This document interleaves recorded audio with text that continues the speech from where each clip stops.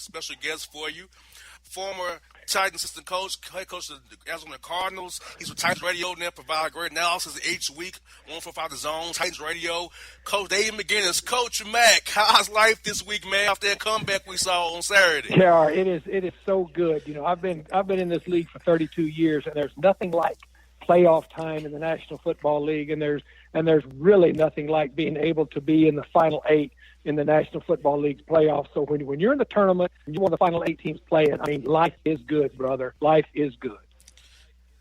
You get that right, Coach Mack. Coach Mack, I'll switch off the air to this. I really enjoy your analysis here on Titans Radio because, Coach Mack, I play football myself, and I'm learning from you on radio. I've learned about the four-man spacings, how the receivers are. Coach Mack, you have opened my eyes. I play football. So I tell you, Coach Mack, I thank you for your analysis. You're giving me insight that I didn't know about the game of football that I played for so many years, Coach. Well, JR, that's very, very kind of you to say that, and I appreciate that. And the one thing that I've been really, really blown away with this year is, you know, when I came in here to do that, is the number of people that, first of all, listen to the game, and then the very positive feedback, you know, from people just like yourself. And again, as I said, when I first started this, I had never really planned to do this. And when this was offered to me, I said, absolutely, I'll do it. And you know, I'm not a real smart dude, but I've been involved in over 600 NFL games. And so when I had a chance to do this, I mean, it was absolutely, I mean, it's been so much fun. And so that kind of feedback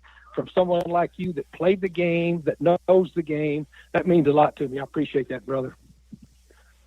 You're very welcome, Coach. I tell you, man, Don tell you, I've kind of blew John's head away with stuff I talk about, but I say, Coach Mack is on the level that I knew about, you know, and I played ball for a bunch of years. So I tell you what, Coach Mack, I never used the words four-man race until I listen to you, Coach. I knew about it, but I never used the way you use it, Coach. Well, anything that I say, you're welcome to use, because I promise you, I didn't invent any of it. I stole it from somebody. So after 32 years in the league, I've never invented anything. Everything that I have, I've stolen from somebody. So you're welcome to it, brother.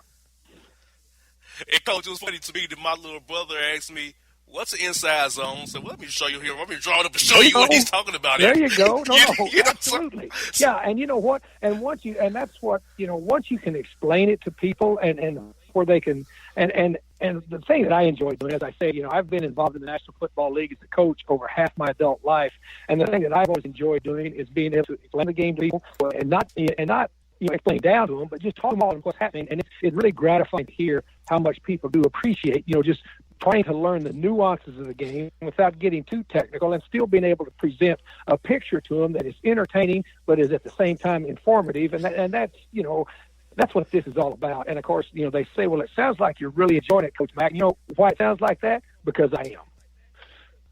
You got that right, Coach Mack. I tell you what, I feel your energy through the speakers. You know, Coach Mack, I would hit somebody when I hear you go to the radio, Coach. I'm telling you, I'm an offense. I'm a receiver, but I want to go hit somebody because you get me fired up, man. Don't go hitting my language. Don't go hitting anybody and blaming me on the radio, man. Don't go hitting anybody. Just sit there and get ready to play. I hear you, Coach. I hear you, man. We Coach Dave McGinnis here on the Bossman show. Now, Coach, when the team was down 21-3 at halftime, Coach, what do you feel was the key factor for the Titans to come out in the second half? Some key moments to make sure to get that win in Kansas City area Stadium, make those the Chiefs' kingdom go home with sad faces. You know, JR, it came down to a real grit and resolve by this entire football team. And when you get into situations like that, as I said, I've been involved in over 600 NFL games, and I just know that you could tell the resolve the whole team had, and plus the belief in what they were doing. And they knew that they had done some things in the first half that had not been conducive to them having success. And even when Kansas City scored right before half to make it 21-3, I mean, the body language of the Titans going into the locker room, you could tell that they still had a very firm resolve that we can do better than this, and then the adjustments that they made at halftime, both offensively and defensively, and that's a huge credit to these coaches and these players. And then they just came out and started running the football and started doing the things that they knew that they could do. And then the defensive adjustments that Dick LeBeau and his defensive staff and those defensive players made was outstanding. And in a very hostile environment, in a playoff atmosphere, they never wavered. I mean, they never took a step back. They always kept pressing forward, and you could just sense the belief in what they were doing. And then, of course, Marcus Mariota, and then Derrick Henry. I mean, those two guys just put the whole thing on their back, and you could see that their play uplifted everybody else, and the defense was balling out. That second half, and so it was a real culmination, and it was really a great complimentary football team win by all three phases in that second half, and it was a great feeling at the end of that ball game to know that you'd accomplished something that important. Now, Coach, it also seemed like the game changed when the Titans were able to get the Chiefs off their script a bit. And as a defensive coach, how do you go about preparing to deal with the West Coast offense that scripts that first 15 plays? Well, their offense is a little bit now of a hybrid, of the pure West Coast and then also the spread offense, because as much as the zone read has come into the professional game, and they're very creative, they've got very explosive players on their team offensively, and so Andy Reid and Nagy have been very, very creative with the way they were getting the ball to the playmakers. They always knew, and especially, coming off of their first 15 scripted, they are going to do things. They're going to try to take advantage of personnel groups, of different personnel groups and different alignments to see how you adjust to it. They're always going to try to bust you early. And if you can weather that first storm, which really, basically, I mean, the Titans were searching for a while until they finally got a bead on exactly what they were trying to do. But once they were able to do that offense that is, as I said, the hybrid between the West Coast and the spread, once you kind of get an idea of the way they are trying to attack you, then you can start to counterpunch with some of your calls and what you want to do. And the biggest key to me for the Titans defense in the second half of that game, guys, was that they were able to stop the run, and they were able to make that offense one-dimensional. And once you make an offense one-dimensional, as to whereas the defense, you're not constantly in run-pass conflict every down, then you've got a real chance. You got that right, Coach. And I also thought Travis Kelce going out, too, because Rock Kelce, he get very ordinary. He makes him dynamic. You can still run the jet sweeps with Tyreek Hill, still run the combination with Albert Wilson, but Kelce makes some spells, kind of like how Gronk does with the Patriots. So the Titans, for me, Coach Mack, seeing Kelce for a half has to help Dick LeBeau prepare for Gronk and Brady this week coming up there for Foxborough. Well, no, absolutely. And you're 100% right, because anytime you've got a tight end, especially nowadays in the National Football League, as much as the spread game has forced defenses to widen their anchor points horizontally, you've got a lot of space in the middle of the football field. And that's why you see guys like Gronkowski, like Kelce, like Delaney Walker here be so successful, because those are mismatches that you can use in the middle of the football field. And then if you've got that coupled with some other playmakers on your offense, that way you stretch a defense not only horizontally, but you stretch them vertically too. And so once Kelce went out, then Dick LeBeau and his defensive calls, he was able to concentrate some of those calls into other places. And as I said, that aided them in making them one-dimensional, the Chiefs offensively. And it was a huge, huge half for the Titans defense. But Kelce being out of there was a big part of that. Yeah, Coach Dave begins here in the Bossman from Titans Radio. He's got a lot of insight on the game of football, as he told you earlier. Now, Coach, also Marcus Mariota. I tell you what, Coach, I feel like this is going to turn his career around. This stretch right here, he's had playing the second half against the Rams, Jacksonville, and this game with the Chiefs. He gets confidence that he can bring his team back. He's making all the plays in the world to save his team, and he's he's showing his growth, Coach. He's calling his own plays in that spread set that Coach Trubisky gives him. So, Coach, if you're years in the league, Coach, seeing a guy like Marcus Mariota grow, where do you think his ceiling is now going through this playoff season against New England and on and beyond now, seeing what he's done these last few weeks here for the Titans? Well, I think you're absolutely right in the fact that, especially these last 2 weeks, when he basically just, the play made at the end of the Jacksonville game, as to where he put the okey doke move on Calais Campbell out there, and then put the stiff arm on Church to make the first down, and then this last ball game, I mean, some of the plays he made, I mean, he was like a magician.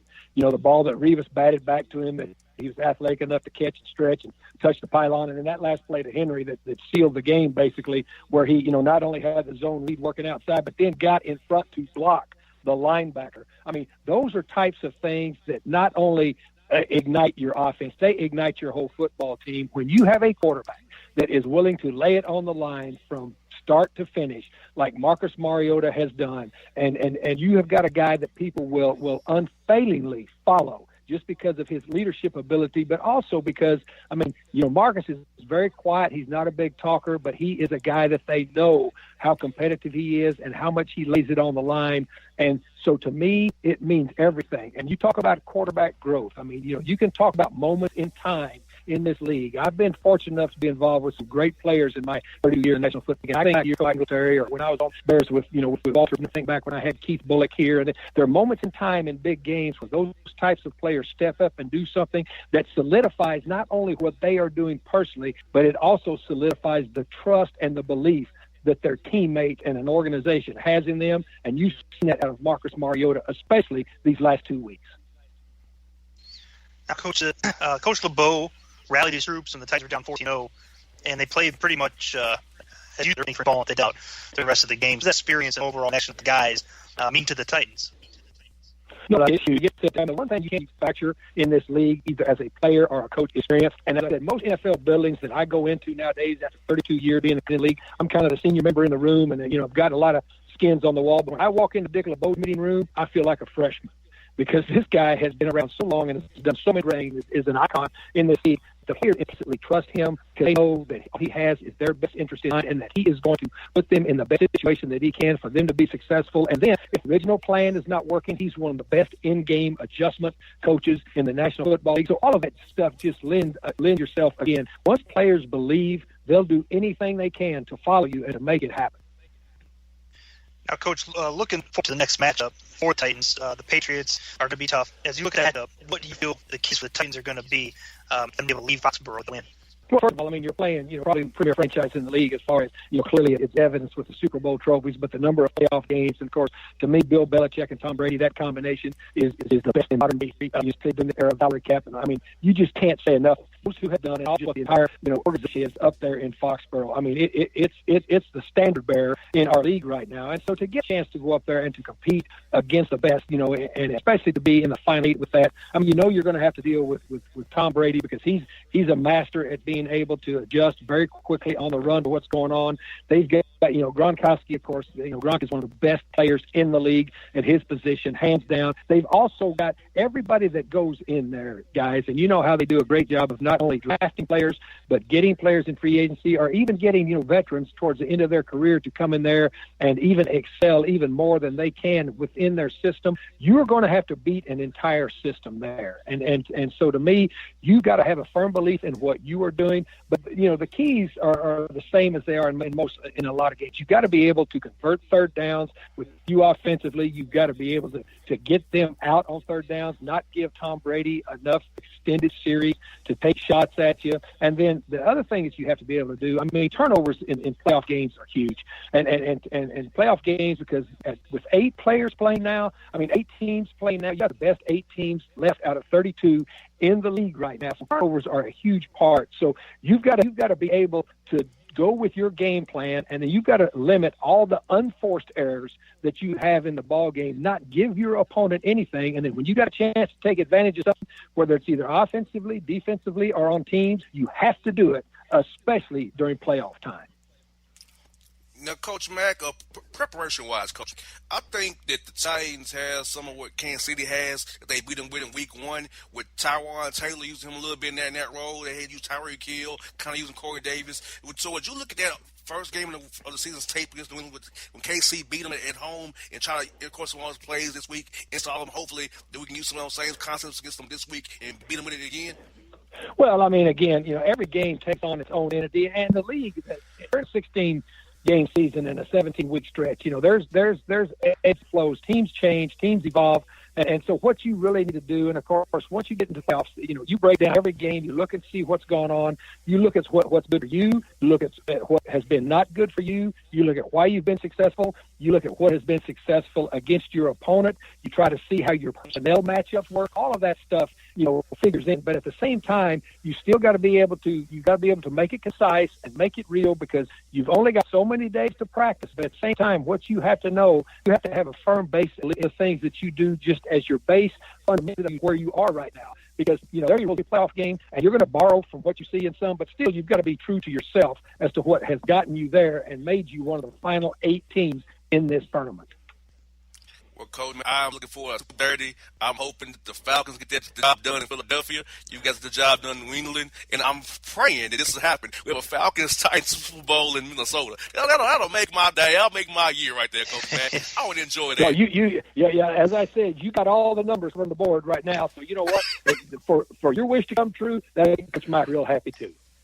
Yes, indeed. With Coach Mack, I'm going to tell you, in our studio right now, Coach Mack, everybody here is attentive. I mean, never I see my research guys here, they're like, never listen to interviews. They just phones. They're really listening to you, Coach Mack. You're the man. You got my attention for us. Well, you know what? Tell them thank you very much. I wish my players would have paid as much attention to me during my 32 years of coaching. I might have done a hell of a lot better job. Hey, you're doing a damn good job there, Coach, and we appreciate your time today. Coach, we got to do it again real soon. This has been so fun. Like I said, Coach Mack, you're the man. I had to get you on the show, man, 'cause I enjoy what you do. You've been a blast for me to listen to all year long, Coach.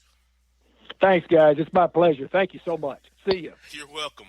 There begins on the Bossman Show, people. Bless. What's in that bag, boy?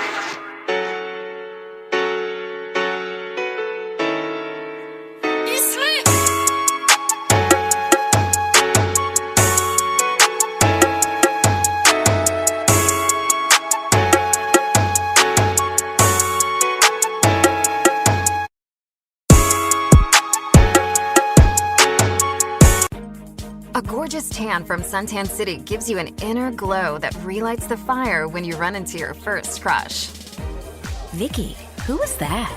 An old boyfriend. Lucky you just tanned at Suntan City. Lucky he's single. We're doing lunch tomorrow. Won't be single for long then. During Tour of the City, try all 5 tans, including spray tan, for just $4.99. Restrictions may apply. Click to buy now. Suntan City, let yourself shine.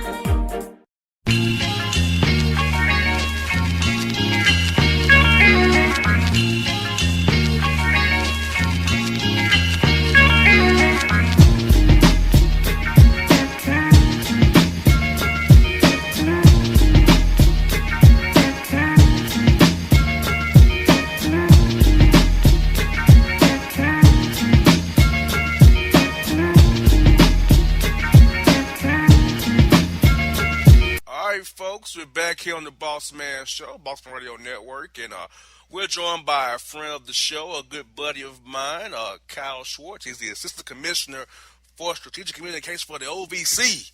That's a long title to say that man's an important man going up there in Nashville. How you doing there, Kyle? Good, JR. Thanks. The title, it's more impressive than what I actually do, but the sound is very impressive. That's why I picked. Very important. Yes, like this guy's for strategic communications. My man is strategic with communications. I love it.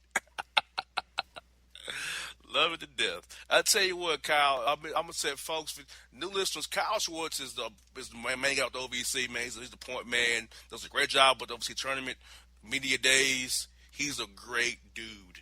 I tell you, he works very hard. He doesn't get the credit he deserves, but I want to put him on the show because he's a good friend of mine and he gives great information. John will even verify that. They're right, John. Always the best from Kyle. Whenever Kyle comes on, we get it straight from the horse's mouth about what's going on around the OVC. Yes, indeed. So, Kyle, you're a very important man around here, brother. Hope you know it, man.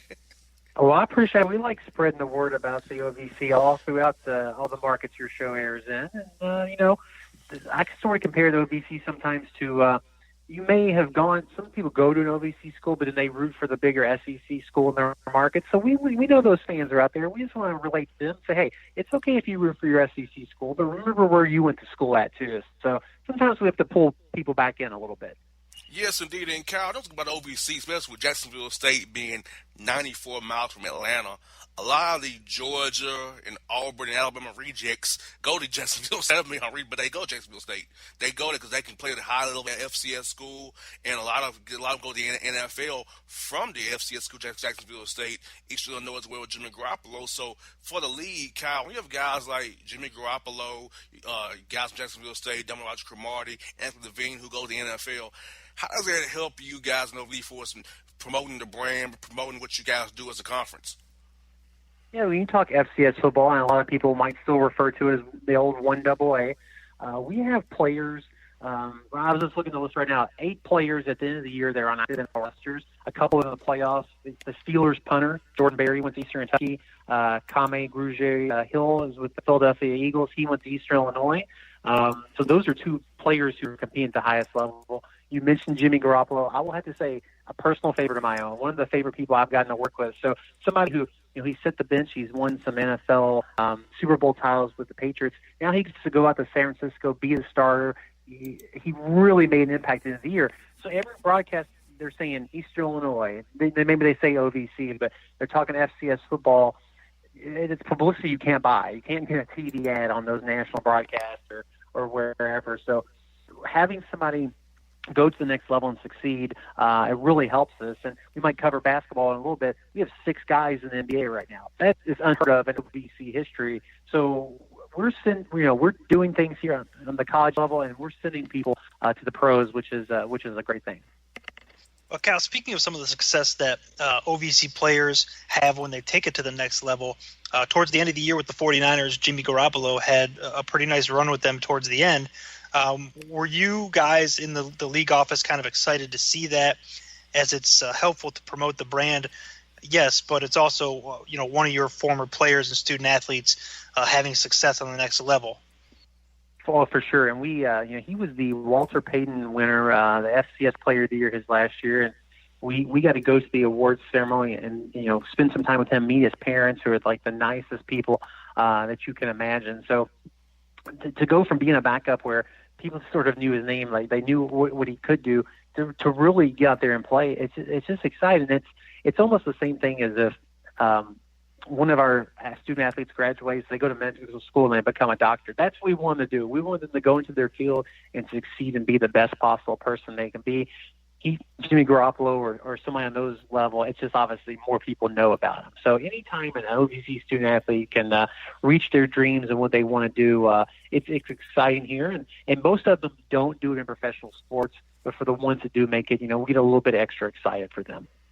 Hosted by Kyle Schwartz from the OVC, breaking down OVC conference, the players and who they have, and NFL, all that gets success with OVC. I'm an OVC grad myself, so OVC is very partial to my heart. Now, Kyle, who are the 6 guys in the NBA that is playing in the league right now for our listeners who may not know those names? Yeah, and when I first started, we got one player in the league, and everybody would get excited. And our coaches have really done a good job, recruiting for a while. Kenneth Fareed, Morehead State All-American. He's with the Nuggets. His 7th year in the NBA. The Manimal, as he's been known. He signed a big $50 million extension a couple of years ago. So he's been a force for 7, 8, 9 years with the Nuggets. Your alma mater, Tennessee State, Robert Covington. He signed a $61 million extension not that long ago at the 76ers. So not that bad to reach your goals and play in the NBA and get that type of money. Ian Clark from Belmont, he was a former OVC Player of the Year. He won a championship with the Golden State Warriors last year. He's with the Hornets this season. Cameron Payne, he's hurt. He went to Murray State. He was OVC Player of the Year. He's with the Bulls, but sitting out. Isaiah Cannon, also Murray State, also an All-American, also the OVC Player of the Year. He's just signed with the Phoenix Suns for the first time this year.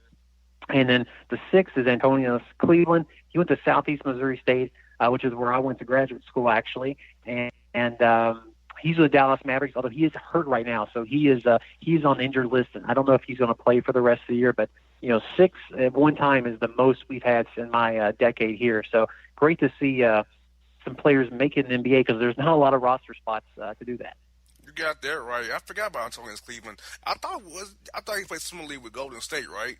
Is that correct? He did play correct. He played summer league with them. He just didn't catch on, and then the Mavericks signed him. He played a bunch, and he was playing some good minutes off the bench. And I believe it's a foot injury, sometime right before Christmas that got him off the main roster while he's rehabbing. Gotcha. And speaking of basketball, Kyle, the basketball tournament's moving into Evansville, Indiana. I'm gonna try to make it. I hope to make it. I'm gonna try to make it up there, man. So, What's been the buzz around the conference with the fans, institutions, city of Evansville, with you guys coming up there, bringing that tournament there, the nice arena up there they have for you guys to play in? We'll have a seat for you. So whether you make it or not, I'll have the place card, and you'll have a good seat on press row there. So we're excited. And, in Nashville, we've been here 23 or 24 years. So anytime you've been in the same place for a long time, you sort of get comfortable, I guess maybe is the way to describe it. So getting to go to a new venue will be exciting, to do some things we've never done before. And if Peep fans, they probably haven't been to the Ford Center, but the Ford Center at Evansville is about 6 years old, state of the art. They have a minor league hockey team that plays there. The Evansville, out of Missouri Valley Conference, the University of Evansville, they play there. Lots of concerts and events at this facility. Jumbo screens, LED boards. It's like a mini professional arena because it only seats about that 11,000 or so, maybe about 10,000 for basketball. So we've heard from the community leaders, and we've had our media day event there. So people are buzzing about it. If you say Indiana, you think basketball, right? So I think people around the city will be excited to hopefully, maybe they're a University of Evansville fan, maybe after they're out of their tournament, they want to come support, or maybe they've moved from somewhere else and they just love basketball. So we're hoping to get that community out to really support the event. But I think it's going to be a major event for that city. And they were looking to host a Division I basketball tournament. They've done some Division II and some other things, but they've never done a Division I. So we're looking forward to having it there this year. Now, speaking of getting that support out, Kyle, for the fans listening that may be close to Evansville or a fan or a student of an OVC institution, how can they purchase tickets, and what are some of the special events that are going to be associated with the tournament, and what can they expect once they get there? Or you already set me up there. I should have said that without having it set up. So I appreciate it. OVCsports.com/tickets is everything you need to know, not just to buy tickets, but everything from the games to the events associated with it. But we're going to make it there's some ticket deals that will be out there that not necessarily announced yet, but for families to come to see, because we have 8 men's and 8 women's teams. So we have 2 games in the afternoon and 2 games at night every day, and the championship games on Saturday. So maybe you can't make out the whole thing, but people in Evansville might want to come and just see a couple of the games. So there'll be that opportunity. The ticket is affordable. If you do buy an all-session ticket before February 1st, it's only $60. There cannot be another tournament in the country that has basketball as good as ours, and you've seen that from what we put in, especially in our championship games the last couple of years.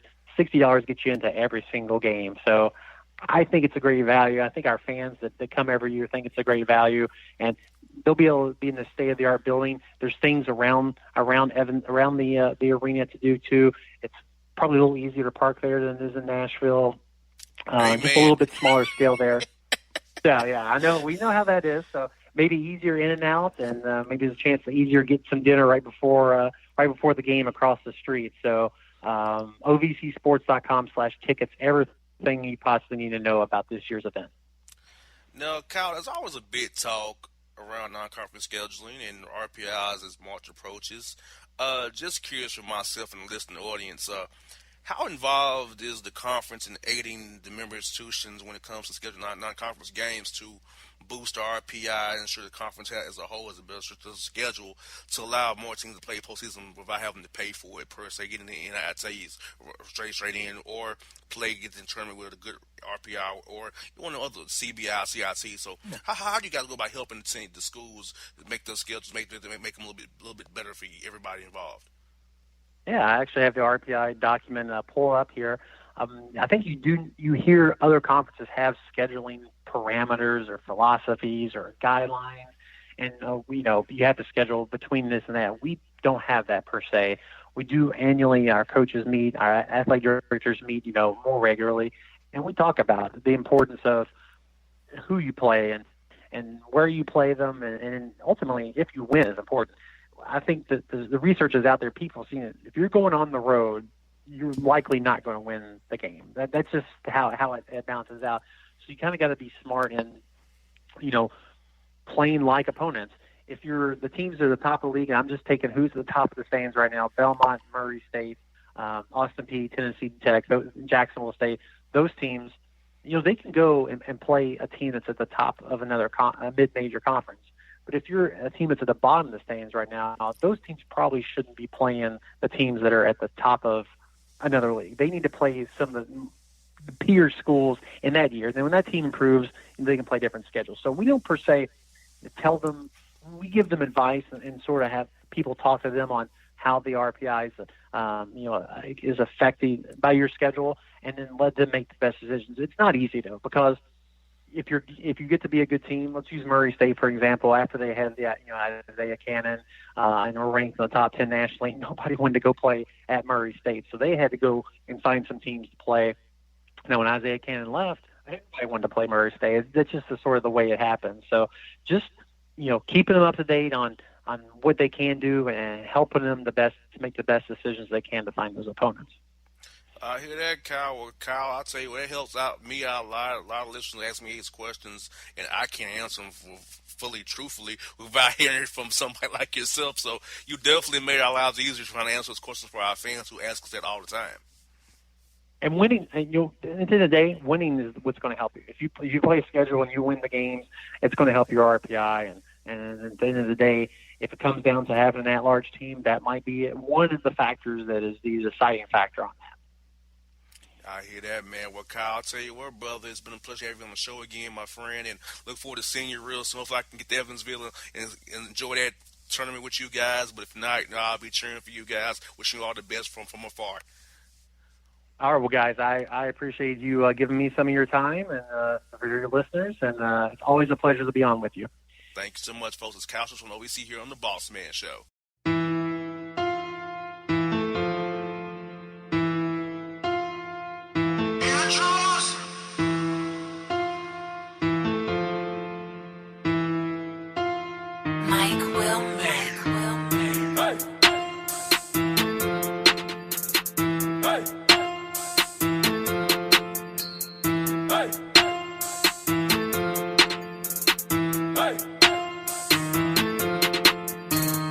Hello, college basketball fans. This is Donnie Tyndall, former head basketball coach, and we're getting ready to have a top three with Tyndall with JR the Bossman and John, myself, as we analyze the college basketball season team by team, break down stats and facts, and give you all the basketball scoop across the country on a weekly basis. We hope you'll join us and look forward to talking hoops with you on the Bossman Show. Yo, Pierre, you want to come out here? Zuzi on the track.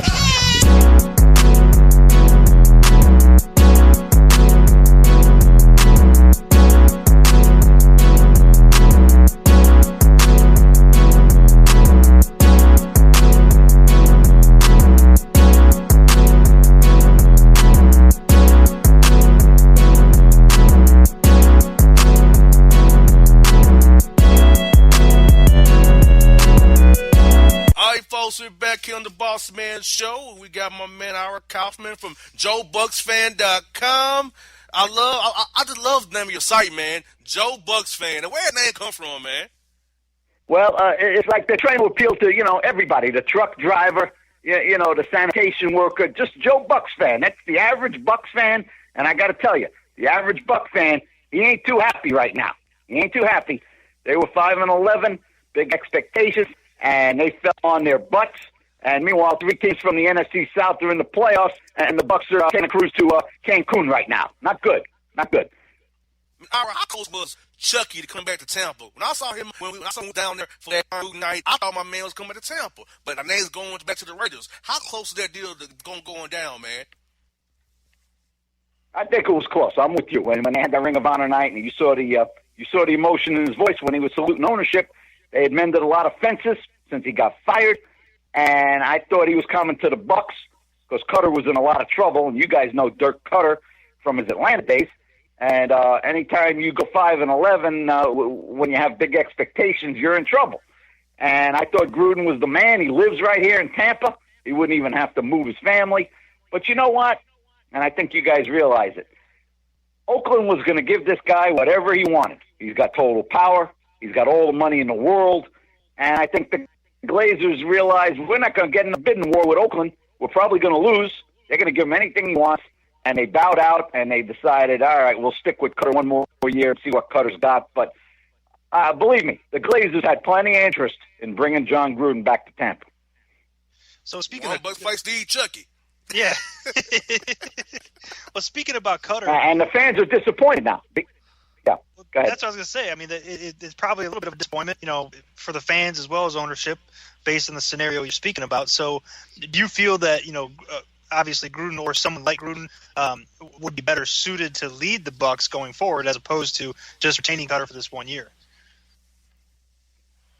Well, I think from a marketing perspective, guys, it's going to be tough to generate ticket sales around here. They got the number 7 pick in the draft. It's not a very sexy draft unless you draft the Barkley kid at Penn State, the running back. If you don't do that, there's not a lot of star names in free agency. So here comes Cutter for year 3. Now, I'll say this, guys. Out of 32 NFL head coaching jobs, I don't think anybody's going to be on the hot seat more than Dirk Cutter going into the 2018 season. I'm kind of glad they didn't fire him after 2 years because I think that's a terrible habit of firing guys after 2 years. That's not the reputation you want. It doesn't work. You got to keep changing systems, philosophies. But if they could get Gruden, I think they would have done it. Otherwise, I think they made the right call sticking with Cutter, but he's going to have a lot to prove in 2018. Yeah, well, I think maybe the Browns, maybe Hugh Jackson, if he goes 0-16 again, hopefully he'll get fired this time. So I think Dirk might be number 2 up behind old Hugh. I was talking to my brother today, and he says, how could a guy that went 1-31 come back for year 3? And I didn't have an answer. I got no answer for that. You know what the answer is? It's the Browns. That's the only thing you can say. It's the Browns. And 1-31, are you kidding me? I mean, at least Cutter won 9 games, his first year as a head coach. He went 9-7. He did something. And one bad year. I don't like getting rid of a coach after one bad year. If it's followed up by another bad year, Cutter's out on the street, gentlemen. Maybe he ends up back in Atlanta as an assistant coach. I like that. Hey, it was good for Matt Ashton. He was hitting the hour. Think about this. Hugh Jackson's won 9 career games. 8 in Oakland, 1 in Cleveland. Dirk won 9 in year 1. So in 1 year, Dirk Cutter has done what Hugh Jackson's done in 3 years. So that tells me Hugh should go, Dirk should go too, but stay 1 more year at least in Tampa Bay. Absolutely. And speaking of assistant coaches on the Falcons, my man Raheem Morris has done a whale of a job. And I don't know if he's ever going to get another shot as a head coach. Don't forget, he won 10 games his second year in Tampa. He won 10 games, and they didn't make the playoffs. That's not his fault. He won 10 games with Josh Freeman. Nobody knows how he did it. They were supposed to go 6-10, and he went 10-6. And then at the end, he lost his last 10 games as a Buck coach.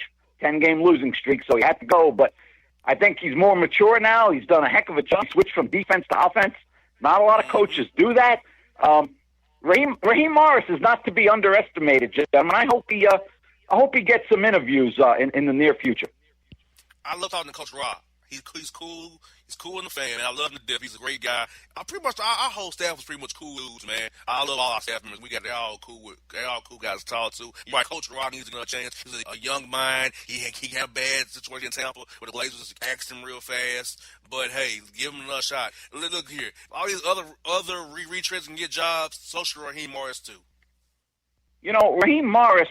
You guys have been around him. He's got a tremendous bubbly personality, a lot of charisma. Raheem's got a lot of charisma. Now, I have a story for you guys. You're always in for a nice laugh over here, gentlemen. This is a true story.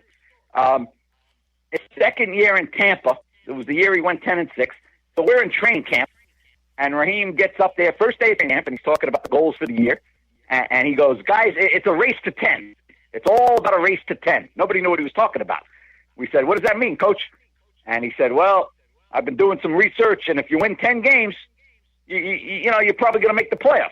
So it's all about trying to get a race to 10. Now, I'm sitting in the front row, and I got a little smile on my face. He goes, Kaufman, you got something to say? I said, Raheem, does that count the preseason? Oh, man. He almost fell off the podium. He goes, Ira, You're the only guy in this room that would say something like that. Now, he knew I was trying to put him on, and he started smiling. And he's got a great smile, right? Raheem's got a fantastic smile. And we got along good. I saw him, a couple of years ago at the Georgia Dome before a game. He gave me a big greeting, big hug. Very warm individual. And I think he's done a whale of a job in Atlanta. Heck of a job. So, Ira, can you hit us with some Jameis Winston talk? Do you think that he's the right QB to lead the Bucs as you guys go forward?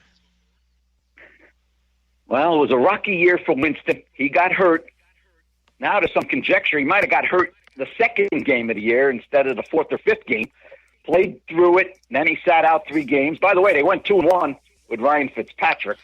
And then the guy had like a 2-11 record going to the last game against New Orleans. And look, don't believe anything you read about the Saints not being interested in that game. I mean, they had a division title on the line going into that final game. They needed to win because they didn't know Carolina was going to lose. They didn't know that. So if Carolina won and the Saints lost, Carolina would have won a division. So Winston leads the Bucs back in Week 17 against the Saints, and the Saints got a pretty good defense, much better than they've had in the past. And the guy goes 95 yards in the last 2 minutes and pulls the game out, Winston. So, that spoke a lot about Winston. The guy is an incredible leader, incredible intangibles. Ball security is an issue, gentlemen. It's an issue. Not so much interceptions now, but fumbles. He's become a little prone to fumbles, especially blindside hits from behind. I mean, that's tough. And the one thing, guys, that you may not be aware of is he's facing a possible suspension because there was an incident in Arizona a year and a half ago, and he was in an Uber, and the Uber driver filed a complaint against Winston and says he groped her. And she said he was the only passenger, and Winston says there were 3 guys in the car. And the NFL is investigating. Who knows how long this thing's going to take? I dare say, gentlemen, if the 3 of us were leading this investigation, we'd wrap it up in about 2 weeks. That's it. Instead, they're going to take 6 months. I don't know why these things take so long, but if he's, if he's found guilty as charged, basically, he could get suspended for 6 games. And so nobody in the Bucs knows exactly what's going to happen. That could be another reason why Gruden didn't come to Tampa. You don't know if you're going to have this guy for 6 games. And he's got some growing up to do. He had a tantrum on the field against the Saints in New Orleans. Him and Lattimore got after it. And he's got some maturity issues. But I haven't lost faith in Jameis Winston. I think he's going to be very good. I'm with you on that, Ira. I want to ask you about this roster. Last question I got for you on my end is this, Ira. As we're heading the offseason for the Bucs, what are the areas that Dirk Cutter and the front office must improve for this team to be more competitive in the NFC South next year? One area towers above all others. Now, they got holes to fill, no question. And you guys know Brent Grimes. He's a heck of a football player. Even though, 35 years old, he hasn't lost much. And they don't know if he's coming back. He could.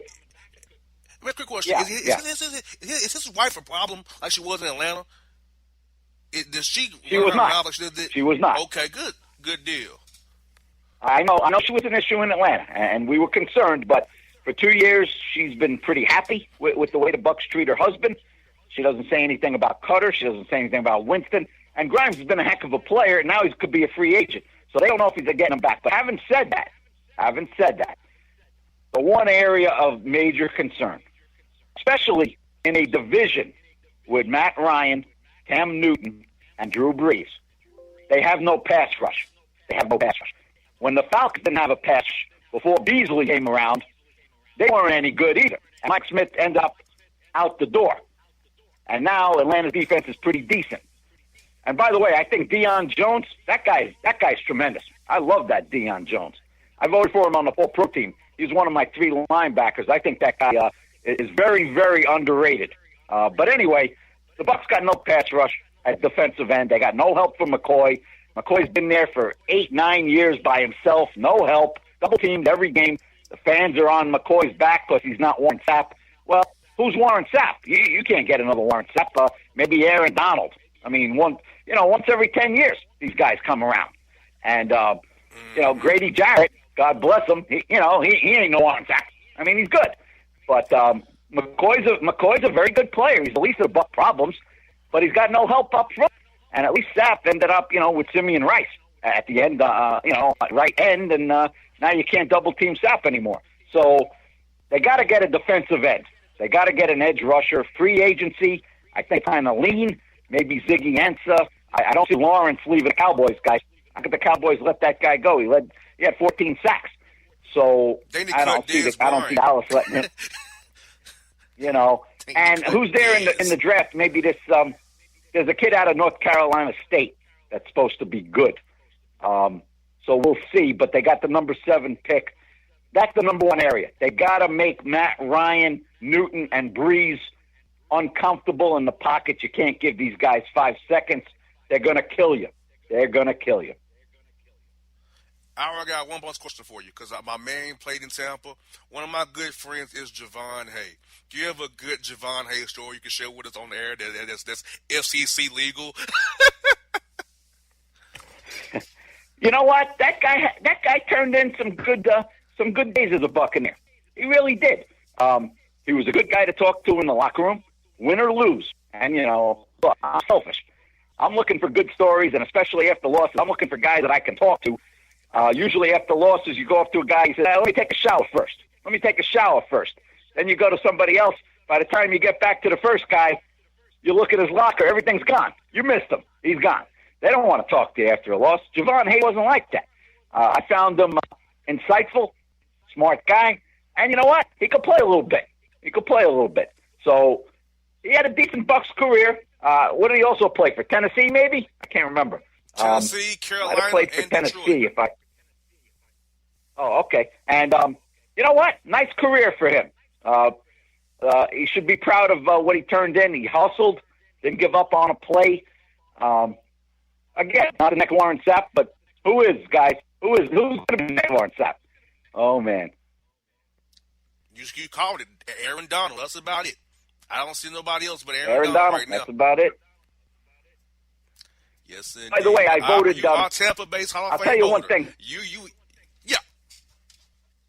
One more thing. One more point I want to make about defensive end, and this is really ticking off Buck fans because last free agency in March there was a big 6'8" guy, 330 pounds, tremendous guy in the locker room, heck of a player, but he was maybe 32 years old. His name is Calais Campbell, and some of us writers here in Tampa, we were all on the Calais Campbell bandwagon. You got to get this guy. He can play defensive tackle. He can play defensive end. He's a great representative for your franchise. He can teach some of the young guys like Noah Spence how to be a pro. Well, what happens? Jacksonville throws all kinds of money at Calais Campbell, and the Bucks bow out of the free agent sweepstakes. And I just voted Calais Campbell the Defensive Player of the Year because he made everybody around him better, and you just saw him against Buffalo. This guy's a monster. He played right defensive end for the Jags this year. That is the spot. The Bucks don't have anybody. That's the spot where you put your best pass rusher. Who knows what kind of difference, guys, Calais Campbell could make with the Bucks. We'll never know. But it was a big miss, and I think it came down to money. And they ended up taking a guy named Baker, Chris Baker from the Redskins. The guy was a huge disappointment. Guys, sometimes the right free agent can make a huge difference. You got that right, and they overpaid for Deshaun Jackson. If you ask me, Ira, Calais Campbell, not signing Deshaun Jackson. If you ask me, he was doing right for you guys on offense, so he has a waste of money. He has a pretty much a guaranteed deal. He could be there next year for sure. So, I mean, you should have got Calais Campbell. He could have changed the whole defense for Mike Smith because Mike had not much to work with. Plus, injuries killed him, too. No, he doesn't. Mike does not have much to work with. People are down on Mike Smith. They're really down on him here. He's a heck of a nice guy. He doesn't make excuses. He says all the problems are right here. He's a kind of stand-up guy. Him and Cutter are very tight. A lot of people want Cutter to dump Mike Smith. I mean, they just finished 32nd, I believe, in yards given up. They were the worst team in the league in yards given up. And can you blame Mike Smith for not having a pass rush? He doesn't have the talent. That's on the general manager. He keeps striking out in free agency, right. and Noah Spence can't stay healthy. So you're absolutely right. Now, you make a great point about Deshaun Jackson. Guys, I can't believe I'm telling you this, but I watched every game, and I can't remember one deep ball, not one, that Jameis Winston connected with Deshaun Jackson. Not one. That's impossible. How could that happen? Neither can Jameis. And we asked Cutter about it, and you know what Cutter said? Cutter said, don't blame Deshaun Jackson. He was open all the time. Well, then it's on Jameis Winston.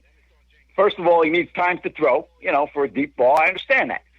But he did throw a lot of balls to Deshaun Jackson, and he couldn't get it there. They were long, they were short, they were wide. He's not a good deep passer right now. He's not. And they're going to have to work on that. I could see, guys, I'm telling you, if a team wanted to make a move for Deshaun Jackson, and I think with the right team he can still be effective, and they wanted to make a trade with the Bucs and made him an offer for a draft pick, and because they had this kid, Chris Godwin, who came on strong from Penn State, rookie. He's going to be good. This kid's going to be good. So I think you make the Bucs an offer for Deshaun Jackson, you might pry him away from Tampa right now.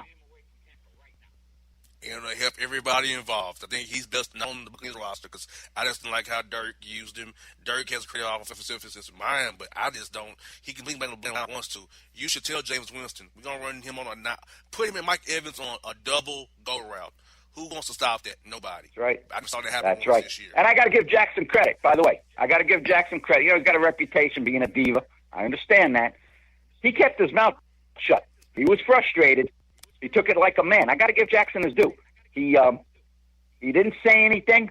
He didn't divide the team. He didn't take any pot shots. He manned up. Deshaun Jackson manned up this year. I got to give him credit. I hear that. Well, you're the man. You're a Tampa-based Hall of Fame voter. You have it down, JoeBucksFan.com. When you come on the show, brother, I'm inspired. You get me and John hyped up, man. We'll do it again real soon around the draft when you see what Tampa's going to do with that 7th pick, man. I wish me luck in Minneapolis, guys. I'm trying to get John Lynch in the Hall of Fame. I'm 0 for 4, and I don't want to go 0 for 5. So wish me a little luck in Minneapolis, gentlemen. I sure will, brother. I will do it. We'll definitely do it for you. Thanks, man. All right, guys. My pleasure. All right. Our coffin here on the Bossman Show.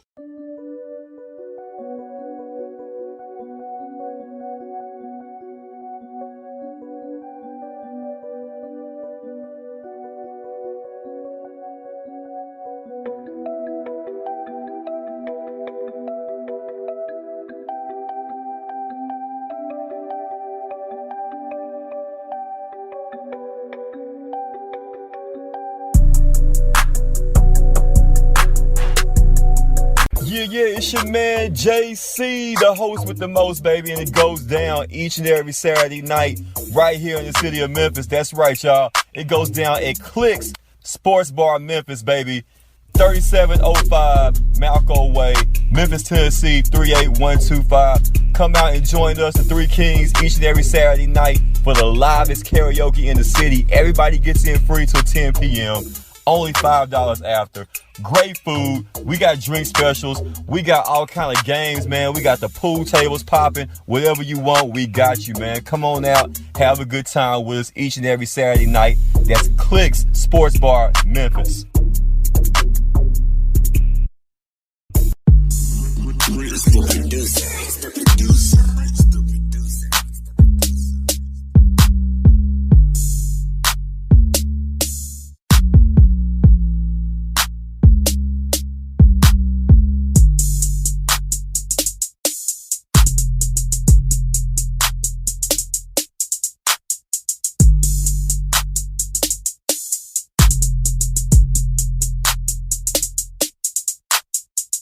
Folks, we're back on the Bossman Show. This will be a real short segment.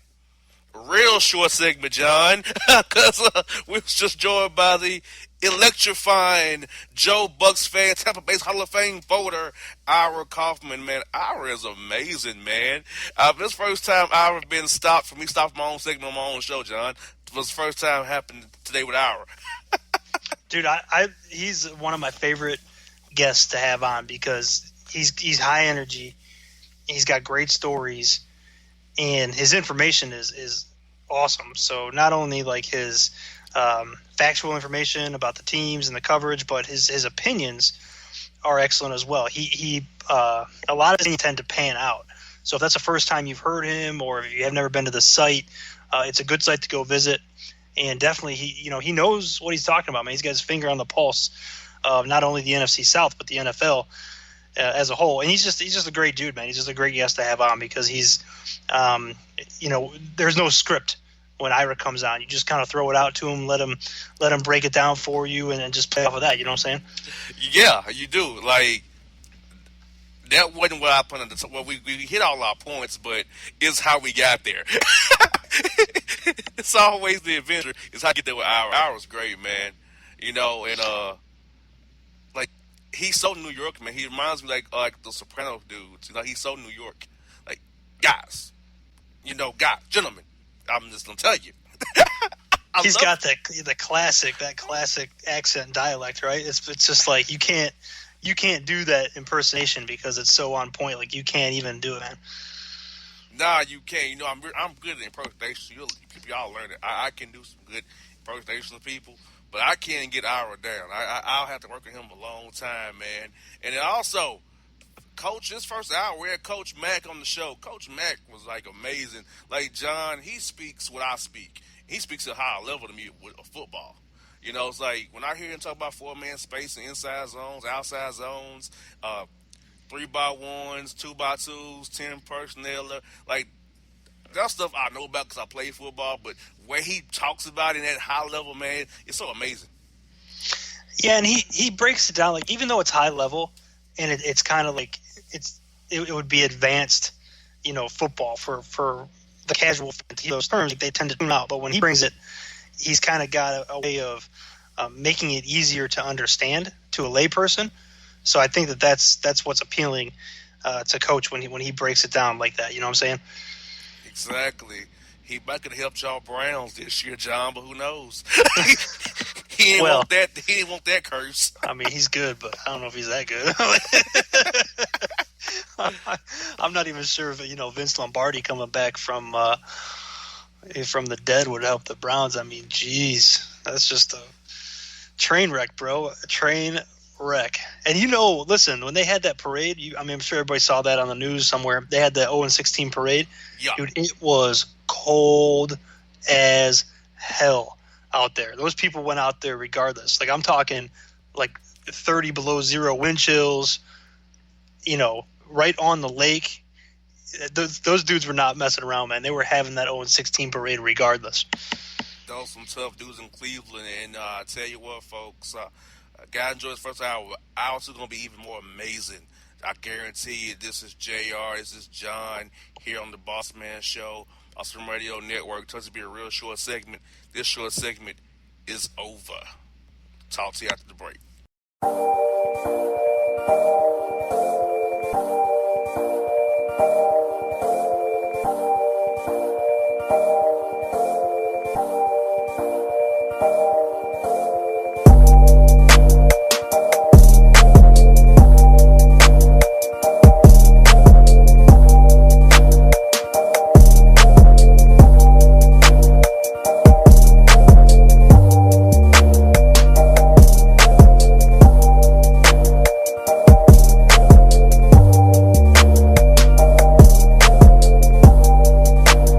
Hip-hop fans, I got a great album for you. The debut album from Family Grind ENT, True Speech and 313 Fresh. We're going to give you 2 discs, 33 songs of pure, genuine hip-hop. Albums available on iTunes, Amazon, Google Play, illstreetrex.com, and streaming live right now on Rhapsody, Beats Music, Spotify, Xbox Music, Slacker Radio, and SoundCloud. Check them out today. True Speech and 313 Fresh. Family Grind ENT. Believe in it. Get it.